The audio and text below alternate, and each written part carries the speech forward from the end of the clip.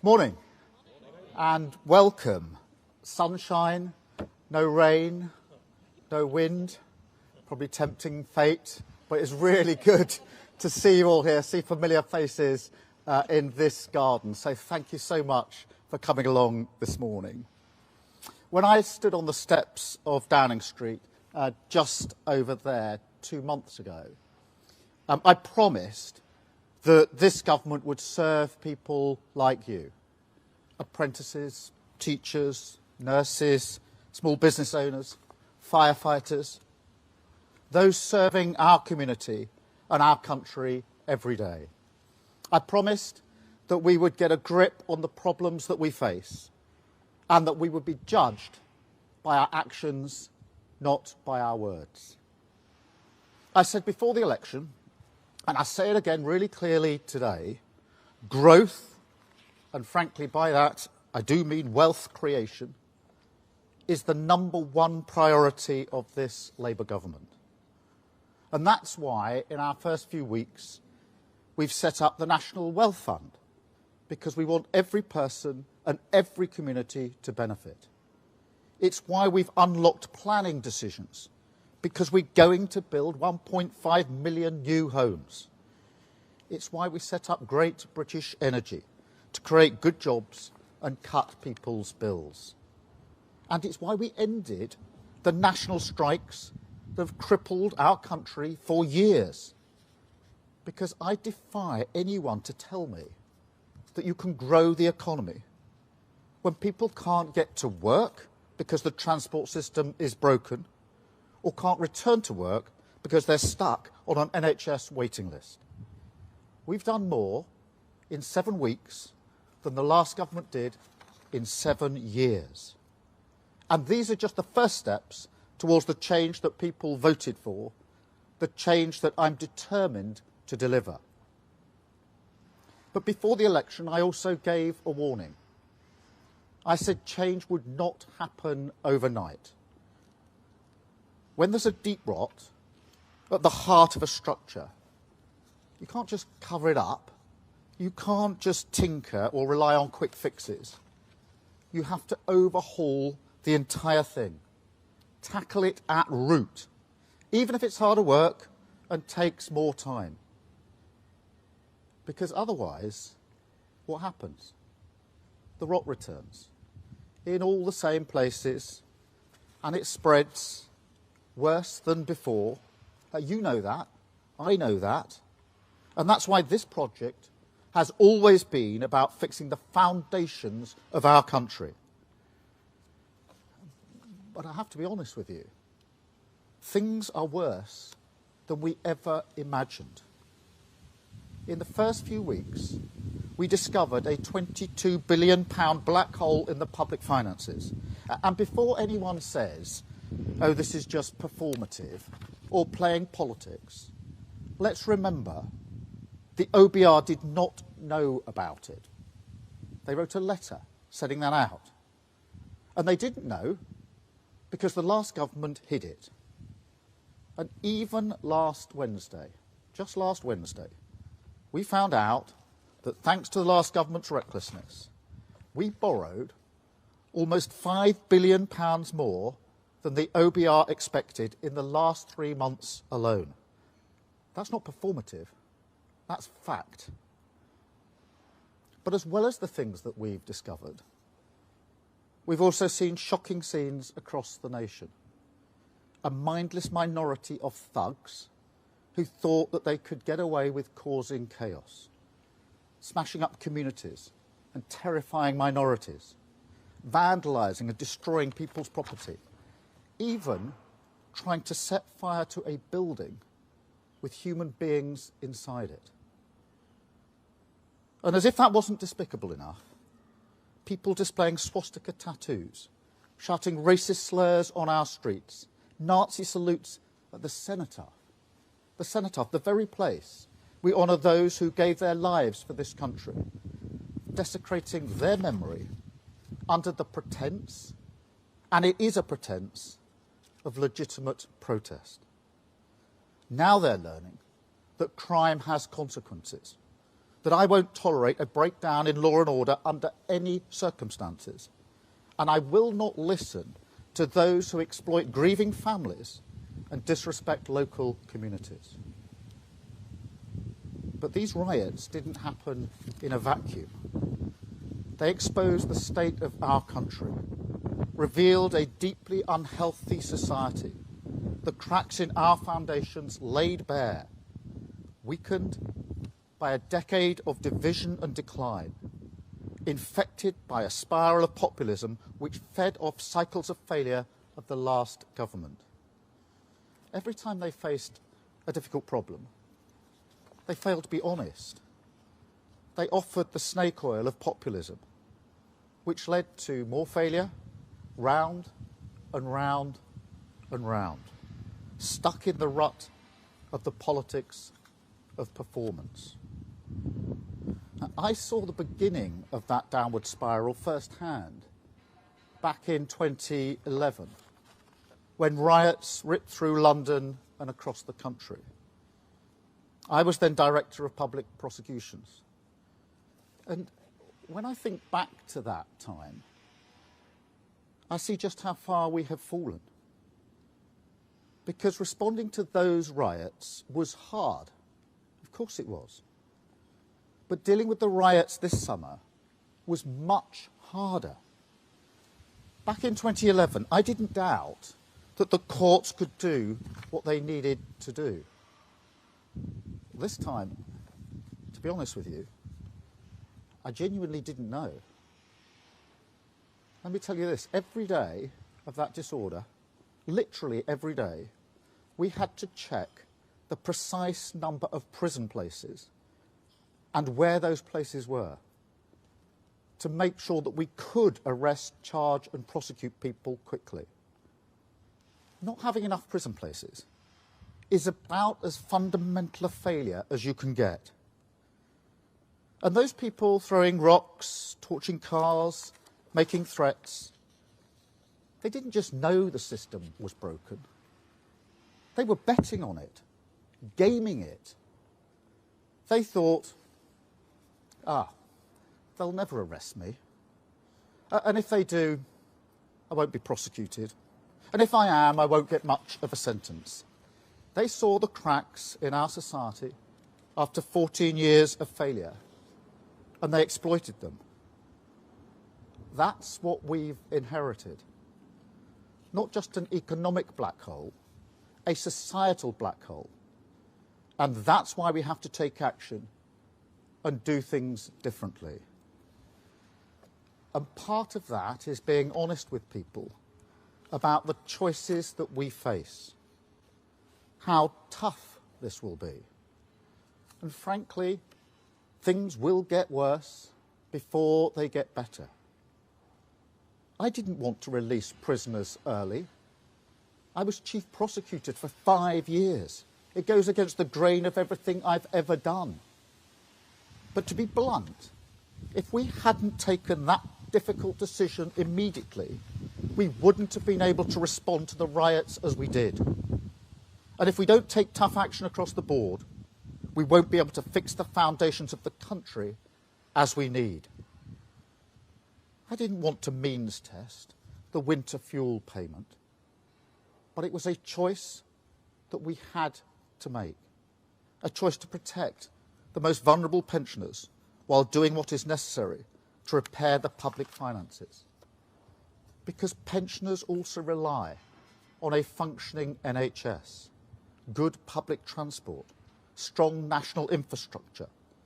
They want their children to be able to buy homes. They want their grandchildren to get a good education. So we have made that difficult decision to mend the public finances so everyone benefits in the long term, including pensioners. Now that is a difficult trade-off, and there will be more to come. I won't shy away from making unpopular decisions now if it's the right thing for the country in the long term. That's what a government of service means. This shouldn't be a country where people fear walking down their street. their TVs showing cars and buildings being set on fire. This shouldn't be a country where the Prime Minister can't guarantee prison places. This shouldn't be a country where people are paying thousands more on their mortgages or waiting months for hospital appointments they desperately need, where our waters are filled with sewage, where parents worry that their kids won't get the opportunities that they did, where nothing seems to work anymore.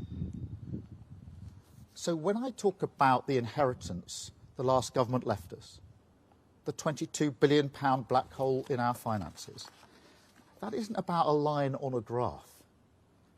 That's about people's lives, your lives. And the Tories are still not being honest.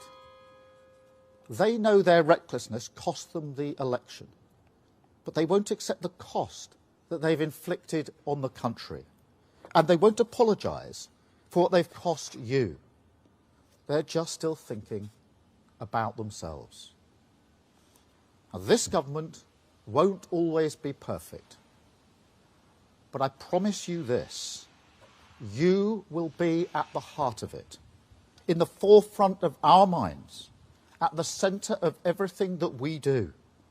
And that's why I wanted to invite you here today, to show that decent, hard-working people who make up the backbone of this country belong here. This is a government for you. A garden and a building that were once used for lockdown parties. Remember the pictures just over there of the wine and the food. Well, this garden and this building are now back in your service. It's not just that the last government relied on easy gimmicks and bad ideas. Those things happened precisely because the government itself lost its focus on the hopes and ambitions of working people. During those recent riots, I made huge asks of the police and of the criminal justice system. People already stretched to the limit. They knew I was making big asks of them, and I'm not going to apologise for it. But let me tell you this, they delivered. They deserve our gratitude. And that's why I went to Southport, to Lambeth, to Belfast, to thank them personally, to shake the hands of the first responders who rose up to the ask I was making of them. They deserve a government that trusts them, supports them, and works with them. That is the sort of government that we will be. One that works with people, not does things to them. One that believes in hard graft, not gimmicks. Honest about the challenges we face and working tirelessly to fix them. And that is how we will always work. Now, next week, Parliament returns. The business of politics will resume. But it won't be business as usual, because we can't go on like this anymore. Things will have to be done differently. We will do the hard work to root out 14 years of rot, reverse a decade of decline, and fix the foundations. Between now and Christmas, we will carry on as we've started, action, not words. We will introduce legislation and take decisions to protect taxpayers' money, to take on the blockers by accelerating planning to build homes and boost growth. We will forward this autumn to harness the full potential of AI for growth and for the public good. We'll bring rail service into public ownership, putting passengers first. The biggest levelling up of workers' rights in a generation to give people security, dignity and respect at work. And Great British Energy will be owned by the taxpayer, making money for the taxpayer, producing clean energy and creating good jobs. That is our focus for the rest of the year. But I will be honest with you, there is a budget coming in October, and it's going to be painful. we have no other choice given the situation that we're in. Those with the broadest shoulders should bear the heavier burden. And that's why we're cracking down on non-doms. Those who made the mess should have to do their bit to clean it up. And that's why we're strengthening the powers of the water regulator and backing tough fines on the water companies that have let sewage flood our rivers, lakes and seas. But just as when I responded to the riots, I'll have to turn to the country and make big asks of you as well, to accept short-term pain for long-term good, the difficult trade-off for the genuine solution. And I know that after all that you have been through, that is a really big ask and really difficult to hear. That is not the position we should be in. It's not the position I want to be in. But we have to end the politics of the easy answer that solves nothing. But I also know that we can get through this together. Because the riots didn't just betray the sickness, they also revealed the cure, found not in the cynical conflict of populism, but in the coming together of a country. The people who got together the morning after, all around the country, with their brooms, their shovels, their trowels, and cleared up their community. They reminded us who we really are. I felt real pride in those people who cleaned up our streets, rebuilt the walls, repaired the damage. And I couldn't help thinking about the obvious parallels. Because imagine the pride we will feel as a nation when, after the hard work of clearing up the mess is done, we have a country that we have built together, built to last, that belongs to every single one of us, and all of us have a stake in it. Our hard work rewarded a dozen times over, because we'll have an economy that works for everyone. An NHS not just back on its feet, but fit for the future. Streets that everyone feels safe in. No longer dependent on foreign dictators, because we're producing our own clean energy right here. And giving every child, wherever they come from, whatever their background, the chance to go as far as their talents will take them. I won't lose sight of that prize. I won't lose sight of what we were elected to do. And most importantly, I won't lose sight of the people that we were elected to do it for. You. This is our country. Let's fix it together. Thank you very much. Thank you.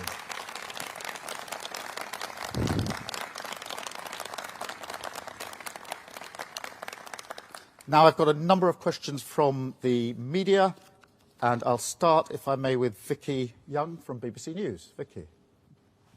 Vicky Young, BBC News.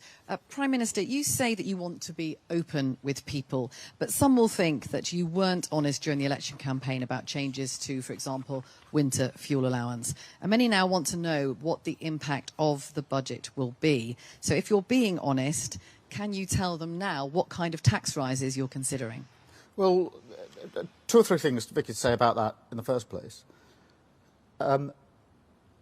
We were being honest about the situation before the election. We set out very clearly what we would be doing with tax rises. I made it clear on numerous occasions that national insurance, VAT and tax would not go up, the triple lock for working people, income tax. And that remains the position. I also set out that our plans were fully funded and fully costed. What I did not expect was a £22 billion black hole. And I know the Tories say that's performative. If it's performative, why didn't the OBR know about it? Look at that figure of £5 billion last week, in 3 months. If that's performative, why didn't the OBR know about it? These are basic questions about what we have inherited. As I've just said, I didn't want to have to deal with the winter fuel allowance for pensioners. but we have to fix the NHS. We have to fix our homes, our schools. And pensioners rely on them in the same way as everybody else does. So I'm not going to preempt the budget, but I'm absolutely not going to accept that the inheritance that we have isn't anything other than dire, a £22 billion black hole. And I'll just add to that what I said about the prisons, because I obviously feel very strongly about this. To have to gauge every day of those disorders, when people are trying to burn down hotels, I'm having to look at lists of prison places and where we've got them because of the mess that we were left. That's disgraceful. No Prime Minister should ever be in that position when trying to deal with disorder. That's what we inherited. That's what we will fix. Thank you, Vicky. Anushka, please. Thank you. Anushka Rastana, ITV News. Prime Minister, you talk about choices, and there are plenty of things you've chosen to spend money on. You've chosen to give bumper pay rises to doctors, higher than for nurses and teachers, and you've chosen to take these benefits off pensioners. Age UK say 2 million will be pushed into hardship as a result. So what do you say to those pensioners who are not well off, who feel that you are choosing to balance the books on their backs? Well, so far as the winter fuel allowance is concerned, firstly, I would say it's not a particularly well-designed scheme, frankly, and I think everybody would concede that. I do think it's important that we make sure that the support is there for those pensioners who need it most, which is why we're pushing for the pension credit to be taken up and looking at other allowances. But equally, simply allowing national strikes to go on and on and on and not resolving them was costing the country a fortune. You can't build the economy, you can't grow the economy if you haven't got a basic transport system that's working. You can't grow the economy if people can't get back to work because they can't get the operations that they need. And we've got to get the economy going. And so that is why we've made the decisions that we have made. And on the pay review bodies, more broadly, doesn't cover all of the disputes that we've had to deal with. What we know is the last government didn't set a framework for that when they started down the road of the pay review. And they put at least one of them in the cupboard of the buildings over the road and ran away from it. We can't carry on like that. We've got to make difficult choices. Thank you, Anushka. I've got Emily from Channel 4. Emily with the Channel 4 News. Prime Minister, on prisons, what guarantee can you give to the public that no prisoner who is let out early will go on to harm anyone? Or is the truth that you can't guarantee that and that the early release scheme carries with it an undeniable risk? Well, look, the first thing is, obviously we put in place a framework to ensure that we don't release those who create the greatest risk. That's a basic safeguard that we've had to put in. And I'm not pretending for 1 minute this is a decision I want to make. I spent 5 years prosecuting people and putting them in prison. The idea of releasing people who should be in prison because the prisons are too full and we don't have the places goes against everything I've worked for years. But we've got to face facts. They haven't built the prisons, the last government. They've pretended that you could have longer and longer sentences, send more people to prison, at the same time that you could veto or choose not to have a prison built near you.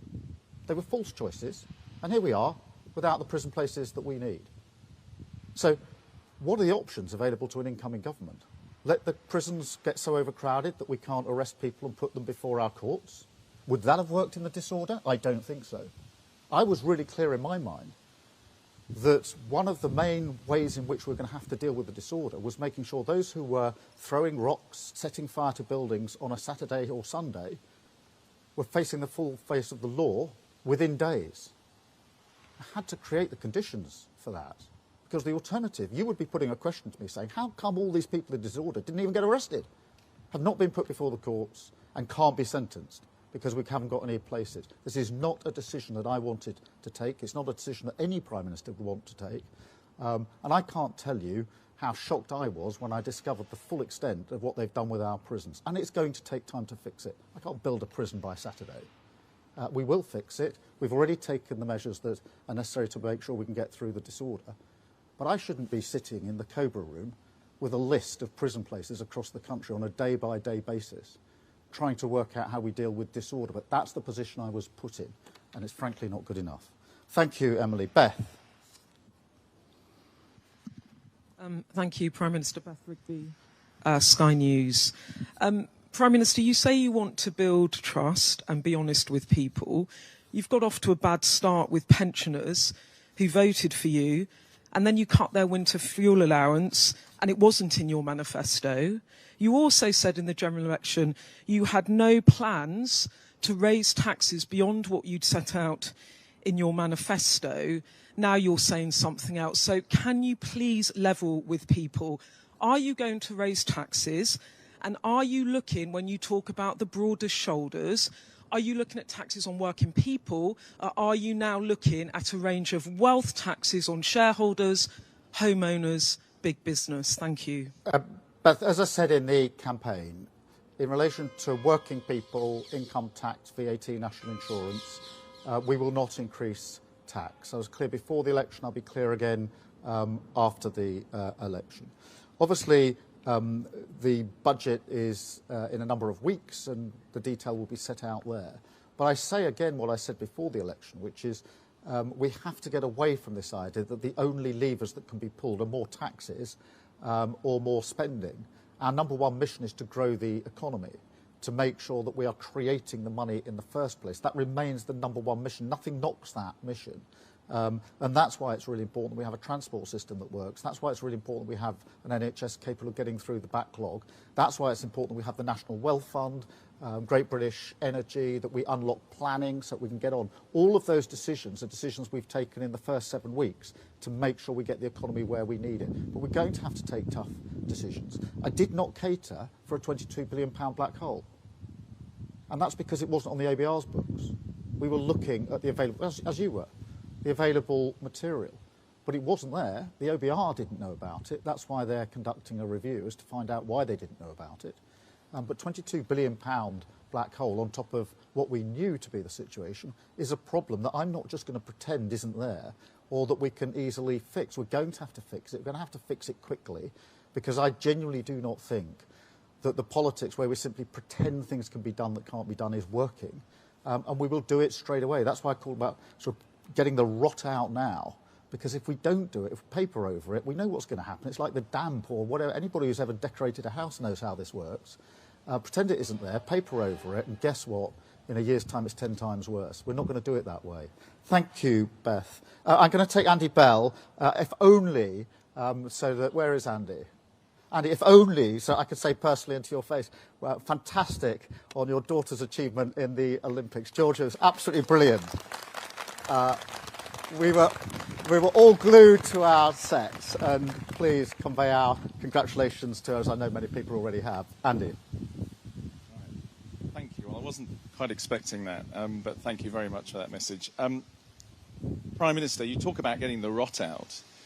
Your administration's already been criticised for making a lot of appointments, political appointments, inside the civil service, inside what should be strictly non-political appointments. Wouldn't it be a good idea to have a review now by your Commissioner for Ministerial Standards, just to set the record straight, to clear the air? Because at the moment, a lot of people are wondering whether you really are getting the rot out in terms of the way public administration works. Well, look, Andy, most of these allegations and accusations are coming from the very people that dragged our country down in the first place. So you'll forgive me if I take that approach to it. We are going to fix the foundations. We've got to do it at speed, and I'm determined to have the right people in the right places to allow us to get on with that job. I'm enormously aware of how big a task this is and how we have to move at pace.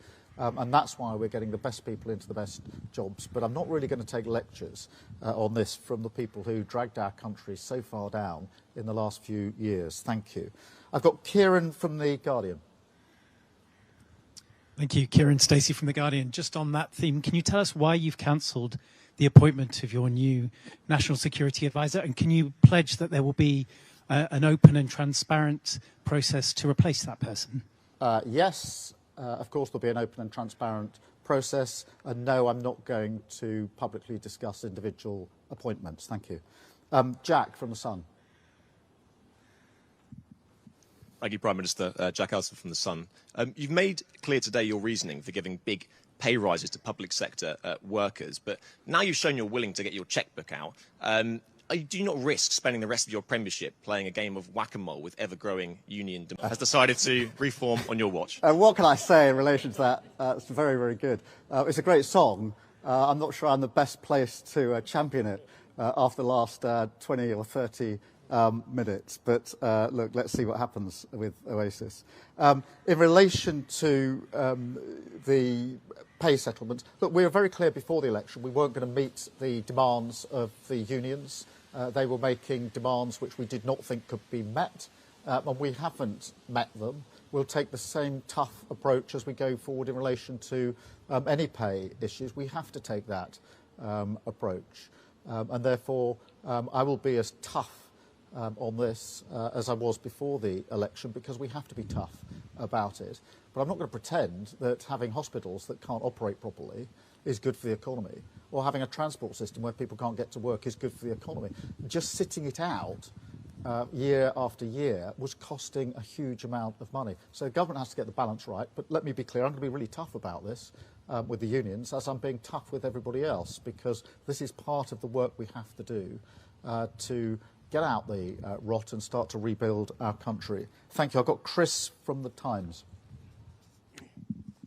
Thank you, Chris Smythe from The Times. Just to follow up Andy's question about the widespread concern of people with Labour links being appointed to the civil service, was your answer effectively that process doesn't really matter when the task is so urgent? And if you are talking about honesty and service, can you not just explain why you appointed some of these people, why Lord Ali, for example, had a down street pass, what he was doing here? And again, on Beth's theme, you said clearly wealth taxes were in the frame. Are you also saying to people that further spending cuts are also being looked at? Well, let me be clear. I wasn't saying process doesn't matter. I think you and others have heard enough from me over the years to know that process does matter to me. Procedures do matter to me. And I'm absolutely determined to restore honesty and integrity to government, because I think that is core to ensuring that people appreciate that politics can be a force for good. I think one of the reasons people have been disillusioned, disaffected, if you like, in recent years is because they can't see politics as a force for good. So that process and procedure and doing things properly matters to me beyond the fact that it, as it were, should be done properly. I think it's core to politics. So I didn't mean that. And look, if you take Lord Ali, he's a long-term donor and contributor to the Labour Party. He was doing some transition work with us. He had a pass for a short-term time to do that work. The work finished, and he hasn't got a pass. You know, that's the state of affairs. And the second bit of your question, I'm so sorry. Well, look, I mean, try as you might, I'm not going to preempt the Chancellor in relation to the budget. I am indicating there are going to have to be tough choices. Obviously, we made commitments in relation to tax on working people in the election, which we intend to honour. And I frankly don't want to have to take the tough decisions that we're going to have to take, but I'm not going to shy away. I genuinely think one of the problems in politics has been people standing at a podium like this, pretending that hard choices don't need to be made, or pretending or knocking things down the road. We've seen, I don't know how much, just knocked down the road, the other side of the election. Get it somewhere else. Don't take the decision. That's what happened with prisons. Decision should have been taken a long time ago. But each month it was just knocked another month, another month, another month, hoping somebody else would pick up the mess. We can't go on like that. So we're going to have to grip it. And I want to grip it early. And that's why I said in my speech, if we have to make unpopular decisions now, in the short term, to make sure the long term we can actually do the change that we want to do. The 5 missions in terms of rebuilding this country are really important to me. But I know I'm not going to be able to do them if I don't clear out the rot first and take those tough decisions. Thank you. I've got Daniel from The Telegraph. Hello, Daniel Martin from The Telegraph. How can you justify strike agreements with the unions when there's no it doesn't include any agreement to increase productivity? And secondly, on Ukraine, do you believe that Ukraine has the right to use Storm Shadow in Russia? Let me deal with both aspects of that. Look, we came to settlements on the pay disputes, which I think people would say were fair. The rate, what was asked was not what was given. There was clear negotiation in those discussions.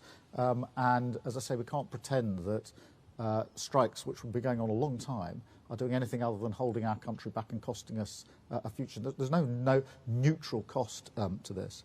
In relation to Ukraine, as I've said many times, the position of this government is no different to the position of the last government. No new decisions or different decisions have been taken. We have put additional resource in terms of what we're providing, both money commitments and weapons commitments. I'm not pretending the last government wouldn't have done that, by the way, because I genuinely think one of the good things about recent years in relation to Ukraine, and there's not much good that can be said of it, is that there's been a unity in Parliament on that. And as I've said to President Zelensky and the people of Ukraine, we will stand with them for as long as it takes. I'm not going to get into tactical questions about the use of weapons for reasons that I know you'll understand. David from the Mirror. Thanks, Prime Minister. Dave Boat from the Daily Mirror. Prime Minister, on the subject of hard choices, will safe and legal routes be extended on your watch, and do you think this can play a role in stopping the boats? Well, so far as stopping the boats is concerned, we have got to take down the gangs that are running the vile trade in the first place, which is why we're setting up the Border Security Command. It's why when we had the European Political Community meeting just 2 weeks after I was elected, and we had 46 European leaders to Blenheim, I discussed with them in some detail how we would work better together to take down the gangs that are running this vile trade in the first place. I'm absolutely clear in my own mind that that's how it will be most effectively done. Just as in the recent riots, I drew on my experience of 2011 in terms of what worked to deal with the riots, so with the gangs that are running this vile trade, drawing on my experience of having taken down terrorism gangs, those that smuggle guns and drugs, I think that the same can be done with those that are running this vile trade. Thank you. And then Lucy from the FT. Thank you, Lucy Fisher. Prime Minister, you've spoken today about restoring honesty and integrity to government, and in your manifesto you pledged to establish a new independent ethics and integrity commission with its own independent chair. You've been in Downing Street for more than 50 days now. Can you commit to telling us when you're going to launch this commission? And can you confirm today that the chair will have the power to launch their own probes autonomously, and that they will be able to publish independent verdicts from those probes? Thank you. Well, Lucy, look, that is a commitment that we made. We will stick to it. I don't have a precise date. I do think it's important that it can initiate its own inquiries, if you like, because that has been an inhibitor in the past. So that commitment stands. As soon as we've got a date, I'll give you a date. But I am very keen that it has the ability to start investigations under its own steam, because I think that's one of the bits that's been missing. Thank you all very much indeed. Thank you.